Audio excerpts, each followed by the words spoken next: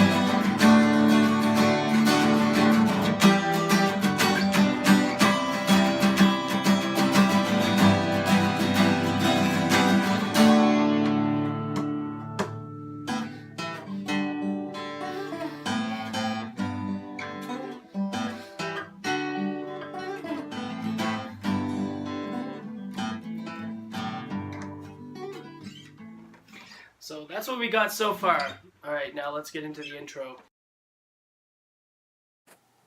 The songwriting process at its most basic level is best described using the Geniplohr model, where ideas are constantly being generated and tested based on practicality and then exploring how it can be put into the song.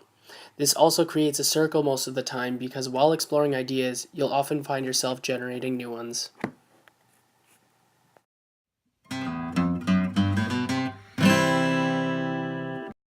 This was kind of the first obstacle that we came across when we were writing together, because it was really easy for us to write out the intro and we came up with the chorus line really actually quite quickly, and we knew that we wanted to keep that and incorporate it in the song. But we found the most challenging part actually wasn't just coming up with words and lyrics, but just we didn't really know what we wanted to do for verses in terms of the song.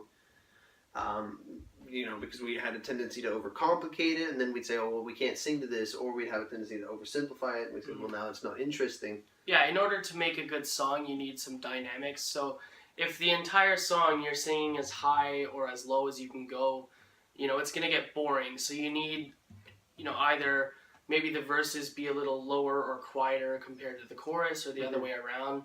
And since the chorus is very bombastic, very full, loud, effective, we wanted to make the verses a little more tame in comparison. Yeah, so we came up with the...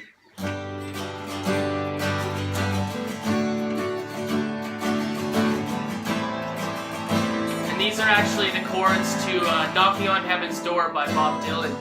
Yeah, if anyone knows that. It's a very common kind of chord pattern. Yeah. But we liked it because it went well with the song, and it was simple enough for us to kind of just say, okay, now we can just focus on the notes and the words. We don't have to make a super fancy song. Mm-hmm. We eventually did add on to the verse later just to make it more interesting.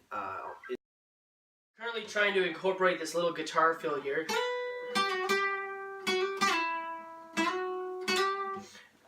So play the verses over, and this is what I was thinking for. Just keep playing it.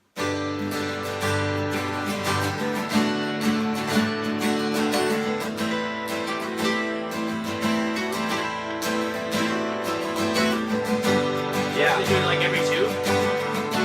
Yeah, that's exactly what I meant, because for just the GD bit, yeah, because we're just going to be singing. Yeah, exactly. Lyrics, and I'm not going to be able to do that while I'm singing. This is going to feel Like unless it's really really quiet, it's gonna kind of we don't take need it away. under the singing because exactly. So we really like that guitar fill because we find that the chorus has such a great melody, and that little guitar fill kind of completes, like, it makes it full circle with what we're singing during the verses. Yeah. And it makes the verses maybe not just as special as the chorus, but just as nice to listen to. Gives it a little softer tinge.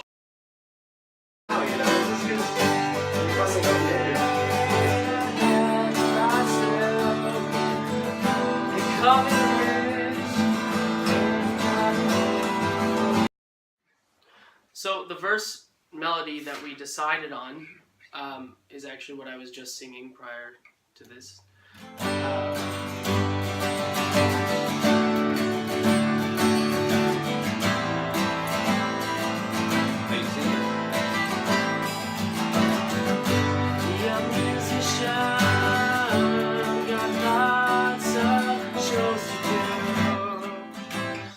Basically along those lines. It's very soft, and it's actually subject to change. We haven't 100% decided on that one. It changes every day right now, so yeah.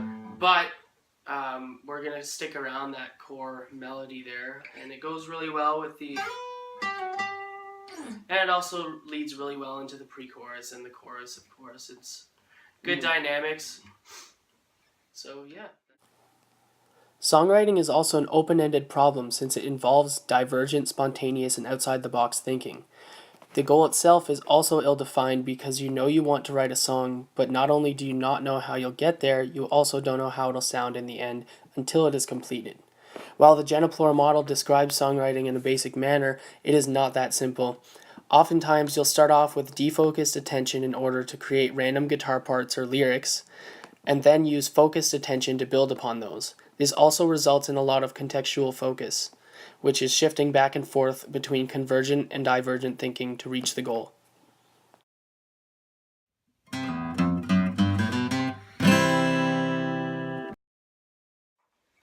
So we grouped the intro and the chorus together, mainly because they're composed of the same notes. You want to talk about it? Yeah, so the intro that we played, this was the original idea.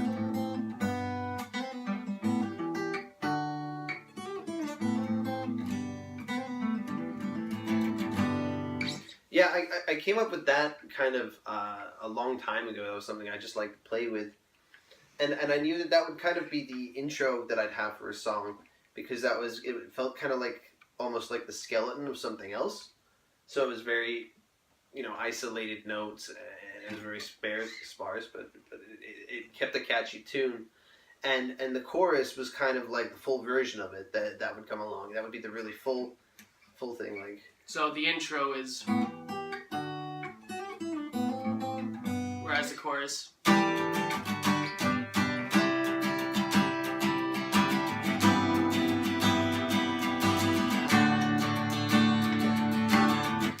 And that really, in a lot of ways, mirrors what happened in the intro, but it's just fuller played chords now. And we really liked how that felt, how because it kind of helped to help the atmosphere of the song too, that it filled up as it went along. Yeah, being just two guys with a couple of guitars is a lot less full sounding than an entire band, but the song that we've written here is more catering to an actual band, so it sounds more percussive, especially with this chorus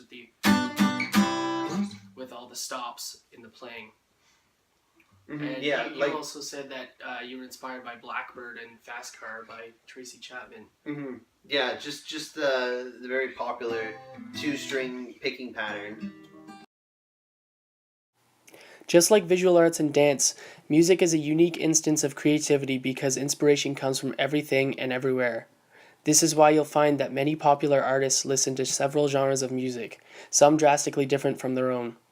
You can think of music as a funnel because listening to many types of music allows you to create somewhat of a concoction of those genres. Sam and I collaborating with our different backgrounds allows for a different output of musical style and also different perspectives on our song holistically. Lyric writing specifically is also a form of brain writing, interacting by writing instead of speaking, and involves a balance between focusing on your partner's writing and following your own train of thought in order to progress on both sides.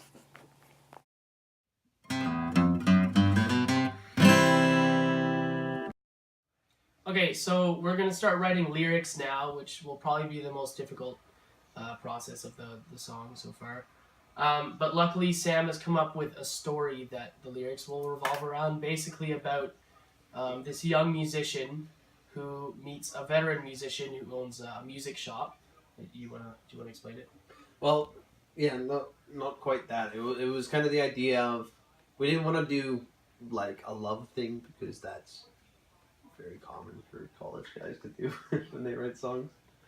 But so I wanted to try a new theme, and one of the things that really touched was young musicians when they're really thinking about taking it seriously and trying to make a living out of it, if they're going to be successful or not. So we came up with the idea of a young musician who's really excited to get into this business, but he's really nervous and he doesn't know what to do and he doesn't quite know how to, market himself and make sure he's successful. And then there's this veteran guy who was semi-successful, not quite, had a hit or two, and he's very off-put by the music business because he spent his entire life playing his 1 or 2 hit songs for everyone. And we just thought it was kind of a more unique twist for a song, and it would just be a good story for us to work lyrics around, so it would make it a little easier because we have like a really detailed theme to work with. There's basically 2 types of ways you could write lyrics, or maybe a combination of both. You could either free write, where you're just writing about whatever comes to you naturally, or you can actually do it out of inspiration, so you already have an idea of what you want to write about, like we're doing with the story. So yeah, here we go. Action.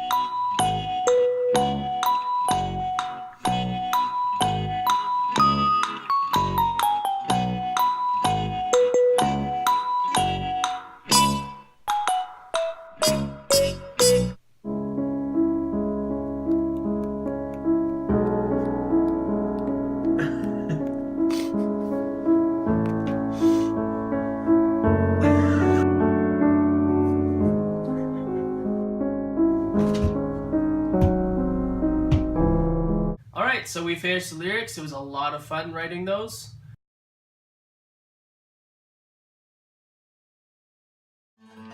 So I have lost everything that I made for myself. Call me rich, but I ain't got no wealth. What can we change that to?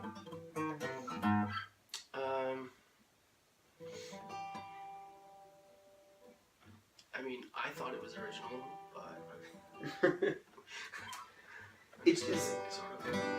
That's the thing about writing lyrics, especially, is that, or at least writing with someone, is that when your ideas get shot down, you have to be less sensitive. So for the first things that I didn't like about what Sam said, he was crying, and I had to give him a pat on the back. It's like, obviously you're gonna think your own ideas are good, but I don't want to. Yeah.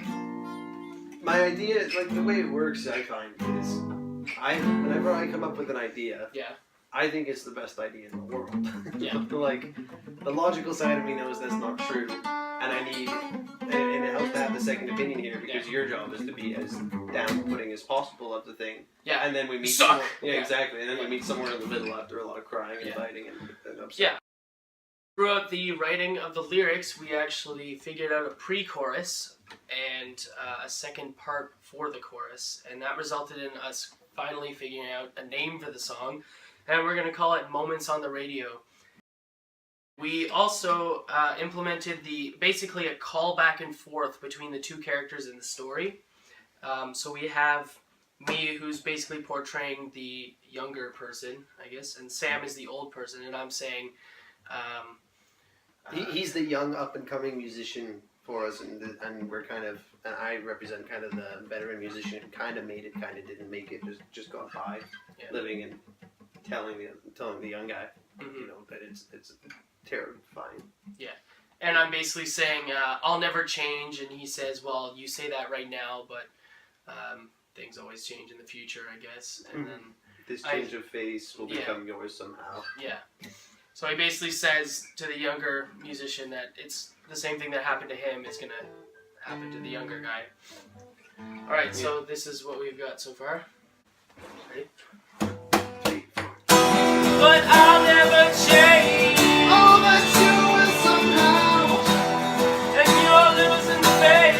Will become you somehow. 'Cause you've gone so beautiful inside me. So I'm singing the same old song.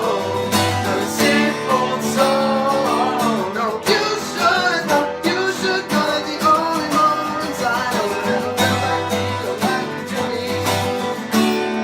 Play it on the radio.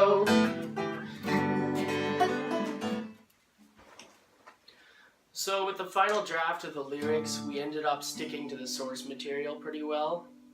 It was a lot more difficult to try to fit like a complex story into such a short song, just a few verses and a couple of choruses. Yeah.